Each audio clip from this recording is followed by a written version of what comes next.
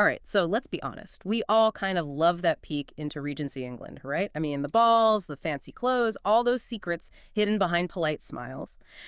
But we're going deeper this time, looking at when things go really wrong, like seriously dark, ready for a deep dive where the usual romance takes a backseat. Absolutely. We've got these excerpts, a dangerous liaison in the Regency era. And let me tell you, this is not your typical who's courting whom scenario. We're talking a chance meeting, a very sudden death, and a puzzle that goes way beyond gossip. Okay, so picture it. Lord Beaumont's ball, right? Huge place, chandelier sparkling, music going, everyone who's anyone is there. And then we meet Hermione Granger. Not just some wallflower, though. The source makes it clear she's sharp, independent, knows the marriage game, but isn't playing it blindly. And guess who she runs into?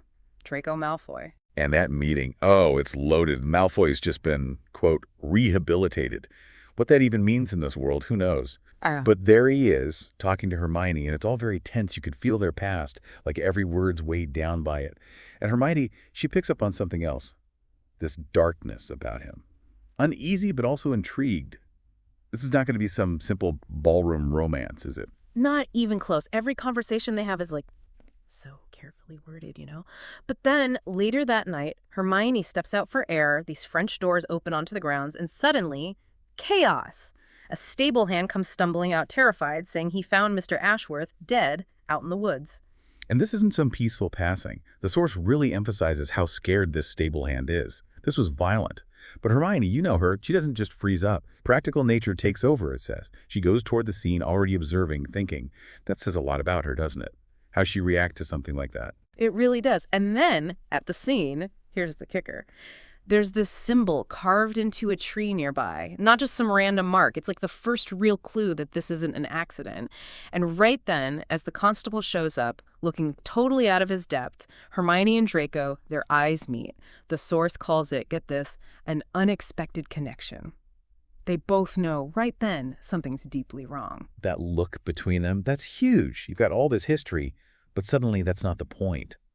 The symbol, it's like this visual reminder for both of them that something bad is happening. Cuts through all that old antagonism, like maybe there's a shared curiosity or maybe they just sense a danger bigger than themselves. It's fascinating how a little mark can do that, you know? So next morning, Hermione, she can't shake this feeling, and that symbol keeps popping up in her mind. She goes to the constable, right, this guy Davies, and talk about frustrating. He wants the easy answer, the simple explanation. Right. Davies is all about keeping things neat and tidy. He's already decided it's an accident. Ashworth fell in the woods, end of story, and the symbol. Superstition, he says. Old wives' tales. It's that clash, isn't it? The authorities stuck in their ways, and Hermione, who knows there's more to it? Like sometimes logic isn't enough when you're dealing with the unknown. Absolutely. Hermione's not buying it, obviously. So she goes back to the scene, sketches the symbol in her notebook, very methodical, right? And wouldn't you know it, Draco shows up. And his first line is, "You don't strike me as one to swoon at the sight of a dead body, Granger." Even now, a little bit of that old snark. Oh, that Draco, always with the witty remarks, even at a crime scene. Maybe it's a defense mechanism or a way to test Hermione, I don't know.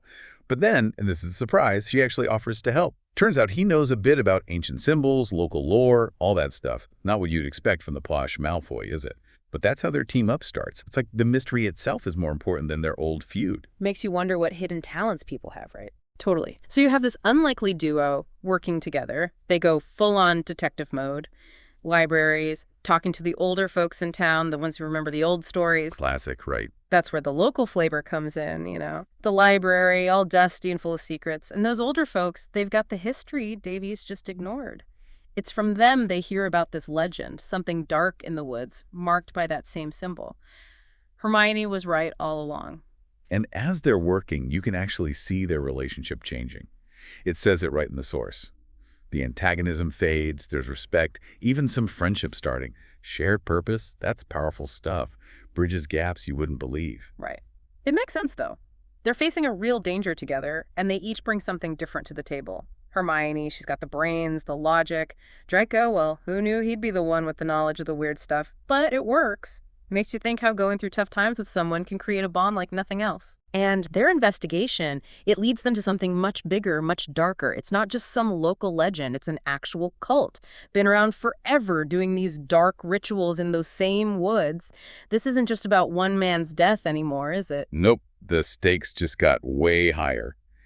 And then they find this hidden passage in an old abandoned church. Talk about a turning point. They go from stories and rumors to actual proof. There's artifacts, journals with all these details about the cult's practices. Creepy stuff, but it's real. And those journals, they lay out this whole plan. The cult's going to unleash something powerful and bad. It's vague, but clearly this could be a disaster for everyone. And here's where their reactions differ, which I find interesting. Hermione, she wants to tell everyone, warn them. Draco, he's more hesitant. Maybe it's from his past, not trusting authority, not wanting to cause a panic. Two different viewpoints, right? It's not just the external danger. They have to figure out how to work together despite seeing things differently. So what do? They decide to infiltrate the cult's gathering themselves. Under the full moon, no less. Talk about risky, but they can't just ignore this, not with everyone else in danger.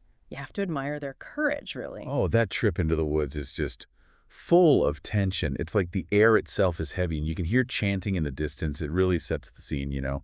They're walking into something truly dark, and all they have is each other. And then they get there, this clearing, lit by the moon, hooded figures, an altar, someone leading a ritual in this low voice. Honestly, it's nightmare stuff. And Draco, he just blurts out, "This is madness." You can tell he's completely thrown by it. But Hermione, she's already thinking about how to stop it. Yeah, that outburst from Draco, it's just pure shock. Like the sheer wrongness of it all just hits him. But Hermione, she jumps right into problem-solving mode. It shows their different strengths, you know? Yeah. One's horrified, the other's ready to act. They need both. The ritual keeps going, gets to this peak, and suddenly there's this surge of energy. The ground's actually shaking, this sense of dread everywhere. It's clear.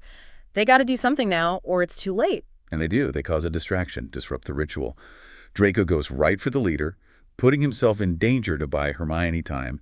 She's trying to figure out how to break the spell using what she read in those journals. It's a two-pronged attack, and it's intense. You see Draco protecting Hermione and her using her smarts under pressure. They work as a team, which is something you wouldn't have seen before all this, right? It's a fight, a real one. You can see how determined Draco is, and the source mentions, like a protectiveness towards Hermione. And she's racing against time, trying to decipher all this magic. It's their combined efforts, brains and brawn, that make the difference. And in the end, they win. The leader's defeated, the bad energy disappears, and it's quiet again. They did it. Together. Who would thought? And back in town, there's this huge wave of relief. People didn't even know they were in danger, but then they realized what Hermione and Draco saved them from. Suddenly, they're heroes. Especially Draco, who used to be so disliked. What a turnaround. But there's more than that, right? It's like going through all that changed them, both of them. They see each other differently now. The walls they had between them are gone. You can see how this experience, as awful as it was, led to something deeper between them. It did. And the source, it talks about their relationship changing. The antagonism, it's gone, replaced with understanding, even affection. A love story, who would have guessed? But it came from facing this darkness together. It shows you how powerful shared experiences can be. Absolutely. The story hints at their future. You know, how do they navigate this new relationship in a society that might not understand? It'll be a challenge, but their love, it's a testament to how much people can change, how much barriers can be broken. There's hope there, even in that rigid Regency world. So we've taken this deep dive into this dangerous liaison, but here's something to think about. In our own lives, when have we faced challenges, formed unexpected alliances, fought against our own darkness alongside someone else? And how did that change us, change our relationships, break down the walls we build around ourselves? Something to ponder long after the ball gowns and chandeliers are forgotten.